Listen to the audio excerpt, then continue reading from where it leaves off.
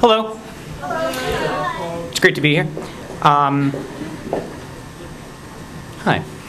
I was racing down Harvard Avenue, racing toward the B line. The B line for me was notorious for closing the door in my face just as I got to the platform. Not to mention where this stop was, if any of you are familiar with the Harvard Avenue stop on the B line, it's notorious for being right at a light. So for the driver to, what's the correct nomenclature? Driver?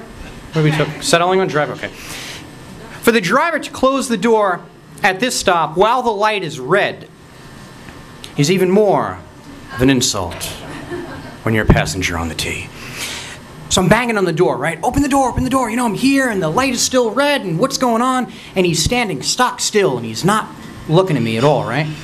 So my anger is going to a fever pitch, but I notice that it's a double car and the far door is still open, right?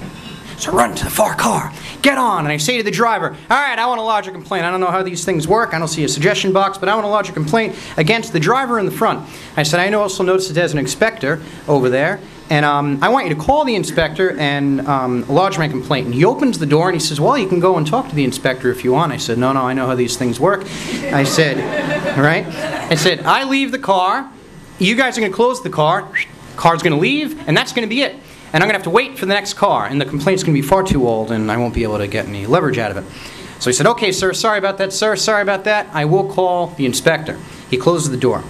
So here we are, going along the green line. You know when you're asleep at night and you wake up and you think to yourself, I should have said X, right? Everyone can relate to that. I should have said X. I had just the opposite feeling. I can say X, Y, Z because he wasn't too far away from me, right? I mean, he was keeping equidistant from me the whole way up on, on the B line down Commonwealth Avenue. I can say anything I want to this man who just slammed the door in my face. So the gears are turning, right? And I'm thinking of just fantastic insults. I don't know how they got in there.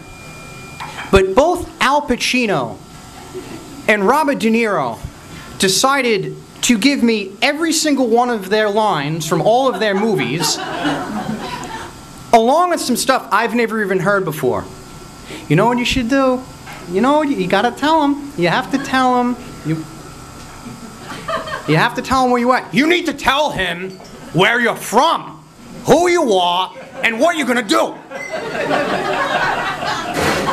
The door opens. I run. Al's over here. Robert De Niro's over here. The driver sees me coming. Those mirrors are sneaky with the T. They can see people running when they've insulted people. I shoulder block the door, and he's already saying, I'm sorry, I'm sorry, I'm sorry. And I say, you're sorry. You sorry? You like closing the door in people's faces, don't you? Make you feel good? Well, guess what? I'm the inspector's nephew. I'm going to have your job. You're going down. I take maybe 6 steps from the door and collapse in laughing because you're going down? What is this, City Hall? Are you kidding?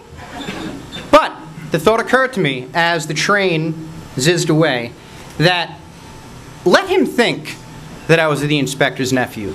Let him think for a moment that I was somehow connected to somebody. I don't even know if the inspector was his boss, right? But let him think that the inspector was my uncle. Because if just one person got on the train that wouldn't have got on the train, that whole tirade wasn't in vain. Thank you very much.